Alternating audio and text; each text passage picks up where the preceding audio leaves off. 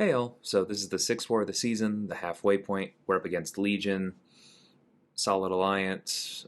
We've beaten them before, but I think they've probably beaten us too. So, the usual, try not to die, right? So, funnily enough, before the season started, I made a video where I called Claire the Queen of Unstoppable Armor. And somehow this is the first time I've brought her. I don't know whether it's that, there's been a bit of a break, or this was just after daylight savings, and I was not mentally at my best for this war, let's just say that. So there are going to be some things to talk about. She is a fantastic, fantastic option, and we'll see very quickly why, but we will also be able to talk about some things. So right away, I put on the shock pre-fight from Odin because this node can apply shocks once he has an armor up. Notice that I'm sticking to the bleed because that is the easiest way to quickly push him to his special one with the minimal number of hits. Because if I push him to his special one quickly, then I can nullify that true strike, that precision on him again quickly, and then I can get the power I need to get to my special 2. So here I know that he's going to get that armor up from the unstoppable armor. He throws this, but then now I can step back into my special 2 because the Mystic Dispersion from that temporary armor up ending gave us the power we needed. This is a way I've mentioned before in which Mystics are just very strong this season. Now, I actually shouldn't have hit into his block there because it triggered an armor up and I could have gotten hit, kind of like that. So I do tend to pride myself on the fact that I am used to Claire's pacing, and I almost never go red with her when I don't mean to. But although I know how to react to the nullify timing when I'm attacking, adding on to that nullify, the opponent going unstoppable, hitting into me, and that also triggering a nullify, I done messed up, right? So I immediately threw the special 3 there, both in hopes that it would kill him because I had so many charges, and as you saw, it almost did, and because my Claire is now duped, that triggers a little bit of death immunity, and so on the off chance that his retaliating special 3 had done more damage, I would have survived. Don't want it to ever come to that point. I just should have waited, because in that fight, in any unstoppable armor fight with Claire, really, if I just sit and wait, I will eventually get more power, I will be able to step back into a special 2, the fight becomes easy again. So I got a little too antsy there. I didn't need to. And I paid for it with potions. Thankfully, not with a death. So we have Super Skrull here, solid placement. Tigra would also be very good for this. Sorcerer Supreme could also be very good for this, even Archangel. We decided to go with Claire because she just shuts down a lot of things, and even if this is not necessarily the fastest option, it's just a very safe one, I say, as I get hit in the face. I'm not really sure why. I must have thought a parry landed and then was wrong. Anyway, the basic plan here is to block hits so he gains Furies, and then hit him once to nullify those Furies and gain power. And then to just do that until we get a special 2 like you saw. So now we're going to gain power from Mystic Dispersion here. He's going to throw the special 1. We charge in halfway, which triggers the falter so that we can then safely punish it. That's a very important thing to know against Super Skrull. Just saves a lot of time. You don't have to hit into his block. You don't have to parry him. None of that. You can just get rid of the falter, unpause it in the middle of the special 1. So we've now switched to Poison because the idea there is to control the power, but ultimately we do intend to move to Hellfire, which is where we are here, because that's going to speed the fight up and give us more damage. So right here you'll see me, I did try to retaliate on that parry and unpause the falter, just, I don't know, didn't respond. Anyway, we just follow the same plan as at the beginning of the fight, and we, block 1 hit, retaliate, gain power that way. But I was caught off guard by backup recovery there, so that's on me. That's why I ate the special 2 there. But that is another advantage of being in Hellfire at around the halfway point of the fight. I switch back into Blood, not because we necessarily need to top off. I probably could have stayed in Hellfire, but I was just being careful. There's maybe even an argument that I should have stayed in Hellfire because the fight would have been over that much faster. That's okay. I figure staying at full health, we are well ahead of the pace we need to solo. Timing out is not currently a problem. We have 2/3 of his health down, and we have 3/5 of the possible time left. We're doing fine. I figure being at 100% health in case I make another mistake is probably a good idea. So there we hit him again, even though he's unstoppable, because we know how that works. I could safely hit in there because he had recently triggered a buff. It was on cooldown.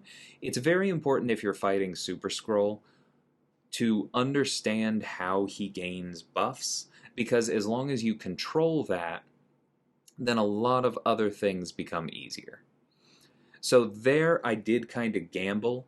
I unpaused the falter, figured he was going to try to punish me, and then threw the special into his face. Luckily it paid off there. Didn't necessarily need to do that. But I also did not want to go red. At this point in the fight, there's an excellent chance that the special 3 with 18 plus charges does finish him off, but I actually felt that intercepting with the special 2 like that was safer. So note we unpause the falter again. We can hit freely into him as long as buff immunity is up. And you'll also have noticed in that fight several times we intentionally or knowingly triggered Power Snack, and he didn't gain any power. This is because, as I've mentioned before, the power gain from Power Snack is actually an instantaneous power gain buff. It triggers Mystic Dispersion when it expires, which is always immediately, and if the opponent can't gain buffs, such as if they are under buff immunity, then they don't benefit from it at all. I've also seen this once in Incursions, where Red Guardian was on a Power Snack node and thus couldn't benefit from it. So a fun thing to keep in mind. So now we move on to Section 2. This is my favorite fight on the whole map. I could have just given the rest of Odin's pre-fights to Claire and used her, but since Odin himself starts the fight with 3 buffs and thus automatically wins the rich get richer race, I decided to go with him. Now, I wasn't completely sure how the weaknesses would interact with the fact that his Fury was modifying his base attack. Does it reduce my overall attack, or does it just reduce my base attack so that the Fury still lets me hit really hard? At the moment, it's kind of looking like it just reduces my base attack, because these are some solid numbers for somebody with 6 weaknesses up. But also notice just how quickly we went to Special 3. We throw this here. This is going to give us another Fury, as well as an Extend buff, because we have knocked her down twice since the start of the fight. Look how much damage that did. 32,000 from the Special 3. That was free because we're just constantly gaining power. We throw this to knock her down again, because then when we throw the Special 2, it will refresh all active buffs. I could have gone for a heavy, but I felt getting the True Strike up was a little bit better. And then we are already at our Special 2, already throw that. It does direct damage based on her health, which is not reduced at all by the weakness. Bait one more Special 1 and you're good to go. So that was my favorite fight of this whole war. I love using Odin in general. I love having one available for war, even though I don't bring him very often, and I love proving that he is still viable. So next up, we have this Mojo. If things had worked out for a Spider-Man 2099 with Anti-Venom to be over here, or maybe a Mr. Negative, I would have sent them over Reed. This is not my favorite Reed fight, I'll be honest, but it's also a pretty safe one, as you'll see. And our rank 4 Spider-Man 2099 was needed elsewhere. Strands had Nimrod duty. Check out his video if you want to see that. And so Yeah, I took it with Reed. I power start because I know that the important thing as far as getting kinetic transference and Mojo's nonsense even further under control is getting to that first special 2 as quickly as possible. Because now we've reduced all of his power gain, including kinetic transference, 80%. So we can almost ignore it. And we're only giving him half the normal amount of power when we hit into him, less if he's stunned. This is going great. Now, I would prefer to play around his prompts, but I also know that Reed is going to finish this fight quickly enough and triggering few enough buffs that as long as I just don't trigger all of them, I don't really need to worry about when he gets ones like dash backwards, use a special attack, or the other ones that are almost impossible to avoid. You just accept those, you wait for one like hold block to come along that you can actually avoid, and then that just resets him back down to 1. And as long as you're not triggering buffs during anti-life field, you don't get any degen on you, it doesn't matter that Mojo's ramping himself up, these are the kinds of things that make him less scary. And as you can see, Reed just destroys him there. Once we got to the first special 2, the fight was basically over there. We were just cleaning up and ended it over 95% health. Love using him for those kinds of fights. So next up we have Sersi. This has been a fairly common placement lately, because if she glances and you hit her, she gains a regen and is unblockable for the duration of that regen. Claire is great because buff immunity turns off all of her stuff, but there's a very important thing to note, which is that if you want Claire's buff immunity to apply while Sersi has glancing up, you need to not be actively hitting Sersi when you do so. So right here I hit into her and wait for those regens to expire, triggering Mystic Dispersion. I step back into the special 2. Because that way I'm not actively hitting her, and glancing cannot stop the buff immunity. So we hit into her, we back off again, wait for the Mystic Dispersion to trigger, boom, do exactly the same thing. We're going to try to change over to Hellfire in this by landing that 5-hit combo, but we don't rush it. Any of Claire's phases will help us here. The important thing is to just try and keep buff immunity up so that we don't get hit by like a big unblockable special. Also, while buff immunity is up, we can freely block. Another thing I've noticed is that in this fight, it kind of looks like buff immunity messes with the next time she tries to trigger her unblockable buff on her specials, regardless of the distance, so that was a nice little benefit. See, there we almost went red. I should have hit her 1 fewer times, but we're doing okay. Doing plenty of damage, getting the special dexes, and they're not unblockable anyway, so things are going really well. I was expecting to trigger glancing by now, and then she just does it anyway, and here's... No, sorry. That's good. Because I intercept with the special 2, again, I'm not actively hitting into her, and therefore any abilities I try to trigger are not considered offensive abilities. That's an important thing to note about this game that I think often gets misunderstood. Offensive abilities are just abilities that occur while you are attacking.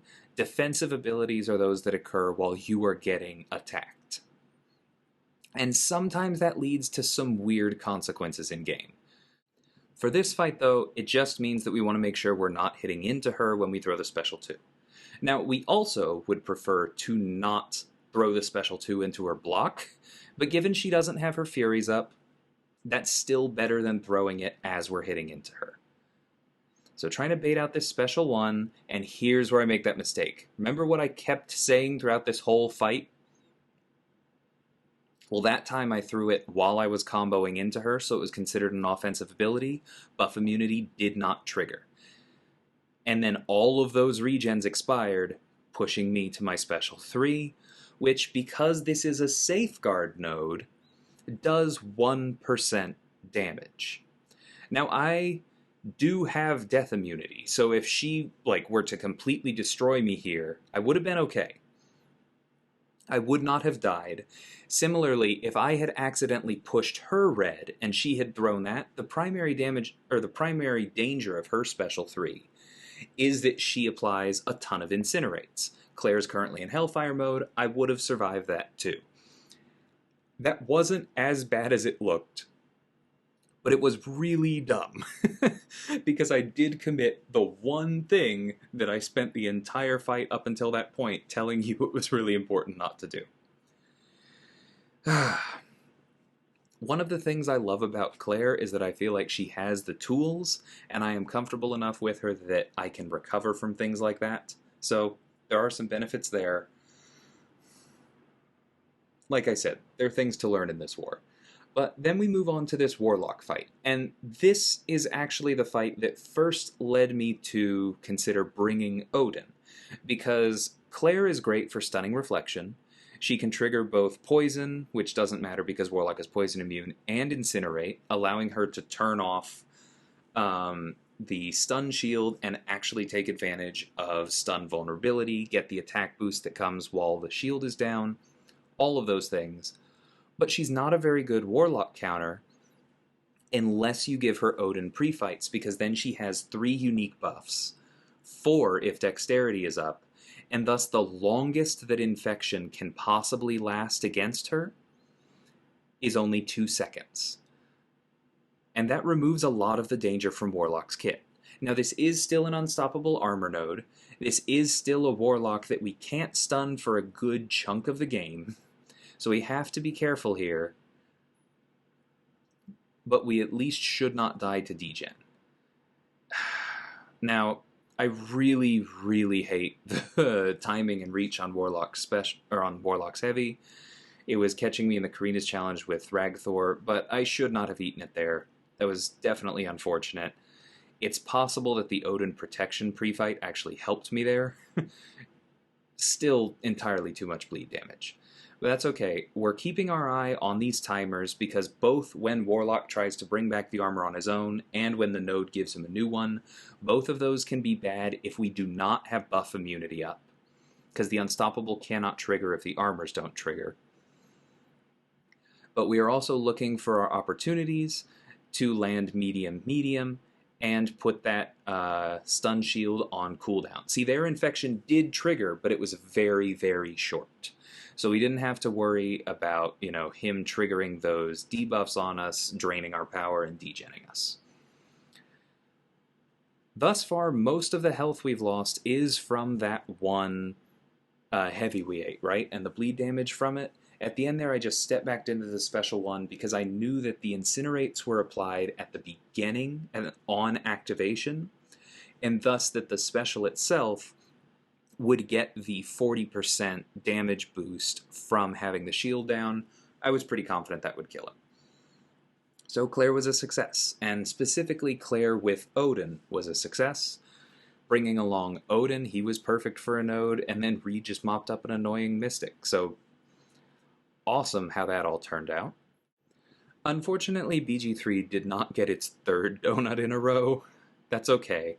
We had 2 deaths, both of which really felt like flukes. They were very uncharacteristic. Don't think they're going to happen again. And then BG2 also had a couple flukes, but that means that we only died 4 times overall, which is not quite as good as the 3 last war, but I think this was a more developed defense with harder defenders and more advanced masteries. It's a really good sign. I'm just incredibly proud of the Alliance. And shout out to Slaymon, who's been planning for BG1 recently and got a donut on, I think, his 4th solo war planning there. So really happy for him. Congrats to BG1 and congrats to SSx overall, because none of us ever want to die, but if it's only 4 of us doing it, I'll take it. So feeling really, really good about how we're performing as an Alliance and as a BG headed into the half. I think we're going to have a really solid second half of the season. Hope you guys enjoyed this. I was really happy to be able to bring Claire and always Odin to war today. Hope you learned something. And until next time, thanks so much for watching, and take care.